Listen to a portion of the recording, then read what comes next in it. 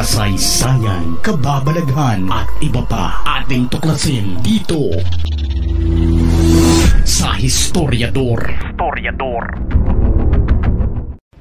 Iran, bansang may malawak na kasaysayan. Bago pa naging makapangyarihang bansa ang ibang nasyon ngayon ay dati nang natikman ng Iran kung paano maging ubod ng yaman at makapangyarihang kaharian noon. Ibang-iba ang Iran sa nakikita ngayon sa mga balita kung ikukumpara sa Iran noong hindi pa sila tinadtad ng economic sanctions ng halos lahat ng mayayamang bansa, lalong-lalo na ang Estados Unidos. Bago inula ng Russia ng sandamakmak ng mga sanctions ng mga makapangyarihang bansa dahil sa paglusob nito sa Ukraine. Noong 2022 ay Iran ang siyang may hawak ng titulo nito. 1979 nang unang patawan ng sanksyon ng Iran ng Estados Unidos matapos lusubin ng mga radikal na Iranians ang American Embassy sa Tehran at ginawang mga bihag ang ilang mga Amerikanong nagtatrabaho dito.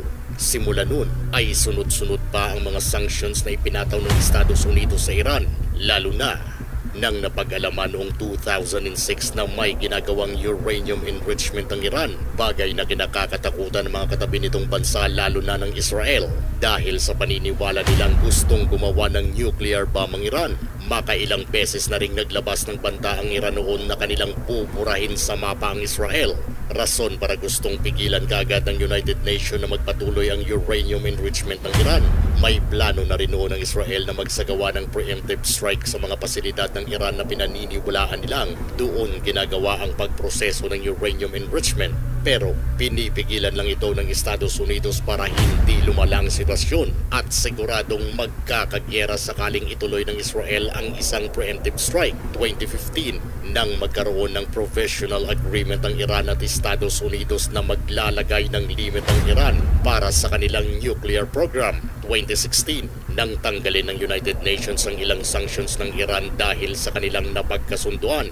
Pero noong 2018 ay bigla na lang umatras sa nasabing deal ang Estados Unidos dahil nadismaya ito sa pangako ng Iran na ang kanilang nuclear program ay para lamang daw sa enerhiya na masusupply sa kanilang bansa. Pero ayon sa Estados Unidos, na base sa intel ng Israel na hindi lamang simpleng mapagkukuhanan ng enerhiya ang habol ng Iran sa kanilang nuclear program, kundi ito raw ay talagang paggawa ng isang nuclear bomb. Hindi tumupad ang Iran sa kanilang napagkasunduan na kanilang ilalabas ang lahat ng kanilang nagawang research patungkol sa nuclear program, kaya balik na naman ang pagbigay ng financial sanctions sa kanila.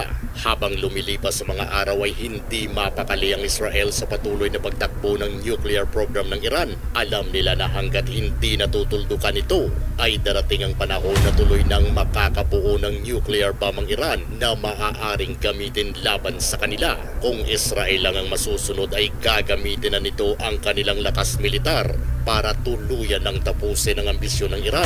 Pero dahil sa Estados Unidos ay hindi nila kaagad-agad na pwedeng gawin ito. Piniga ng Estados Unidos ng katakot-takot ng mga financial sanctions ng Iran. Rason para mas maramdaman ito ang hirap. Pero kahit ganun na ang nangyayari sa Iran, ay patuloy pa rin sila sa kanilang nuclear program. Kung kaya't nagbago na ng diskarte ang mga Amerikano sa paghawak ng sitwasyon sa Iran. Maliban sa economic sanctions ay dinagdagan na nila ito ng pagbabanta na maaaring mapipilitan silang gumamit ng puwersa militar kung kinakailangan para masigurong hindi makakabuo ng armas na gawa sa nuclear ang bansang Iran. Ganun din ay hinaluan din nila ito ng diskarteng pangdiplomasiya.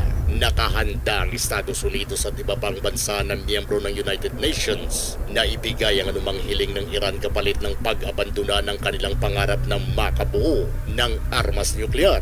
Noong nakarang linggo ay kakatapos lang ng kanilang unang muling pag-uusap at naging positibo naman daw ang resulta nito. Muli na naman itong nasundan ng kanilang second round of discussion nitong April 20, 2025 kasama ang kanilang mediator na mula sa bansang Oman. Inaasahan na naman ang pangatlong round ng kanilang pag-uusap sa April 26 sa Oman. Isa lang ang pinakamayor na gustong masiguro ng Estados Unidos na ang Iran ay hindi nagmamay-ari at hindi pwedeng magmay-ari ng armas nuklear nuklear kahit wala pang ibang kondisyones na kanilang napagkasunduan, pero umaasa ang lahat na maging positibo ang magiging resulta para tuluyan ang mapawi ang pag-alala ng Israel. Pati na rin ang ibang bansa sa duda nilang gumagawa ang Iran ng armas nuklear. Kapag pumalpak ang negosasyong ito, ay siguradong tataas muli ang tensyon at hindi malayong ituloy ng Israel ang kanilang planong wasakin ang pasilidad ng Iran na pinaniniwalaan nilang doon ginagawa ang uranium enrichment. Kahit mismo Saudi Arabia ay hindi payag na magkaroon ng armas nuclear ang Iran dahil sa naniniwala silang ang Iran ang siyang taga-suporta ng mga rebelde sa Yemen na may matinding galit sa Saudi Arabia. Nakakatakot ang banta ng Israel at Estados Unidos sakaling mabigo ang negosasyong ito dahil siguradong wawasakin nila ang nuclear facility ng Iran para masigurong hindi nito may tutuloy ang plano nilang gumawa ng armas nuklear. Walang plano ang Estados Unidos na pahabain ang nangyayaring negosasyon dahil kung hahayaan mo lang daw ang Iran ay sasadyain nilang paaabutin ito ng buwan o taon. Kaya nakadepende sa Iran ang magiging kahihinatnan nito. Ang kalalabasan ay mamimili sila na ang mismong magwasak ng kanilang nuclear program o Israel at Estados Unidos ang gagawa nito. Ikaw, naniniwala ka bang tatalikuran na lang ng Iran ang kung anumang ginagawa nila sa kanilang nuclear program? Kung gusto nyo ng mga ganitong klaseng videos, panoorin, pindutin ang notification bell, mag-subscribe at i-share sa mga kaibigan. Maraming salamat po. Hanggang sa susunod dito sa Historiador.